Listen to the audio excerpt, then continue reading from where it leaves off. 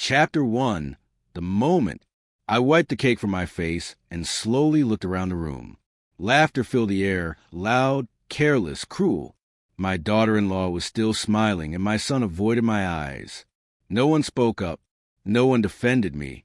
In that instant, something inside me quietly broke. Chapter 2. The truth I couldn't ignore.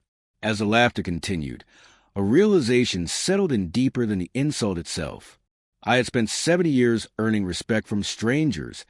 People who knew me for minutes valued me more than my own family ever had. To them, my patience wasn't kindness. It was weakness. Chapter 3. Choosing silence. I could have shouted. I could have demanded an apology. But instead, I placed my napkin on the table and stood up. The room grew awkwardly quiet as I walked toward the door. No one stopped me. That silence spoke louder than the laughter ever did. Chapter 4. The long drive. The night air was cold as I drove home alone. Each red light gave me time to remember moments I had brushed aside for years. Jokes at my expense. Decisions made without me. Gratitude I never received. I realized this birthday wasn't the beginning of my humiliation. It was the final straw. Chapter 5. What they forgot. When I got home, I sat down and opened an old folder I hadn't touched in years. Inside were documents that told a different story. Deeds, accounts, legal papers. Everything they relied on traced back to me. Somewhere along the way, they had forgotten who built the foundation beneath their feet. Chapter 6. A new resolve. That night, I didn't act out of anger. I acted out of clarity.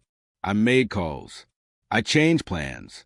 I rewrote futures that once included people who no longer respected me.